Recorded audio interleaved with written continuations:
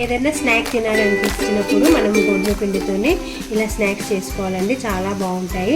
పిల్లలకు పెట్టాలన్నా కూడా హెల్తీ రెసిపీ అనమాట. ఇప్పుడు స్కూల్స్ కూడా ఓపెన్ అవుతున్నాయి కదా, ఏదైనా స్నాక్స్ చేసి పెట్టండి, పిల్లలకైతే చాలా బాగుంటాయి ఇవి. ఒక బౌల్లోకి 2 కప్పుల గోధుమ పిండి వేసుకోవాలి. ఇప్పుడు రుచికి సరిపడా సాల్ట్ వేసుకోవాలి. నెక్స్ట్ 1 స్పూన్ వరకు వాము తీసుకోవాలి. కొద్దిగా ఇలా నలిపేసుకొని వేసుకుంటే మనకు మంచి ఫ్లేవర్ వస్తుంది. అదేవిధంగా 1 స్పూన్ జీలకర్ర, ఇది కూడా కొద్దిగా నలిపేసుకోవాలి. నెక్స్ట్ 2 స్పూన్స్ వరకు ఆయిల్ తీసుకోవాలండి.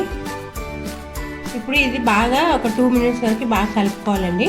బాగా పొడి పొడి అవ్వాలి, అన్నీ మిక్స్ అయిపోవాలి.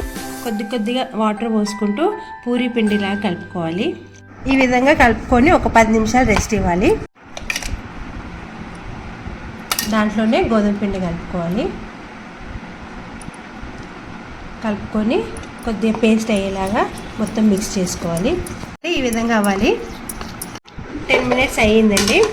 ఇప్పుడు పిండికి మనం ఎంత బాగా కలుపుకుంటే అంత సాఫ్ట్గా వస్తాయి అన్నమాట. ఇప్పుడు ఇట్లా చిన్న ముద్దలు తీసుకోవాలి.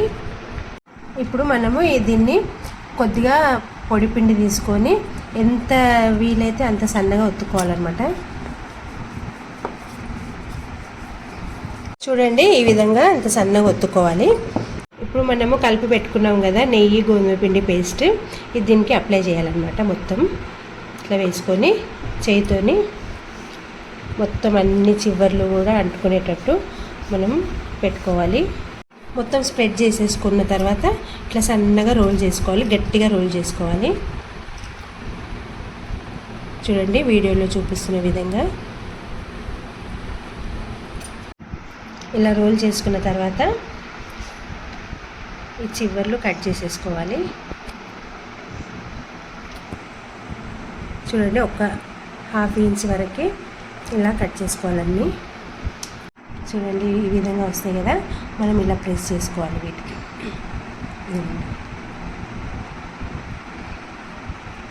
చూడండి అన్నీ ప్రెస్ చేసి పెట్టేసుకున్నాను. నెక్స్ట్ ఇప్పుడు ఒక్కొక్కటి తీసుకొని చిన్న చిన్న పూరీలాగా ఒత్తుకోవాలి. చూడండి ఈ విధంగా చేసుకున్న తర్వాత మనము ఇంతకుముందు పేస్ట్ చేసి పెట్టుకున్నాం కదా, అది కొద్దిగా అప్లై చేసుకోవాలి. చేసుకున్నాక మనము సమోసాలాగా ఇలా ఫోల్డ్ చేసి గట్టిగా నొక్కి పెట్టుకోవాలి. చూడండి అన్నీ ఈ విధంగా రెడీ చేసి పెట్టుకోవాలి. ఆయిల్ వేడైందండి. ఇప్పుడు ఒక్కొక్కటి వేసుకోవాలి. మనకి బౌల్లో ఎన్ని పడతాయో అన్ని వేసుకోవచ్చు.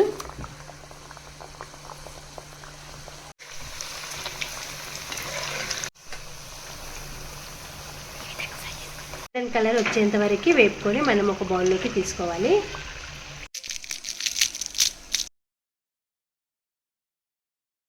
అన్నీ రెడీ అయిపోయినాయండి. చూడండి ఎంత బాగా వచ్చినాయో.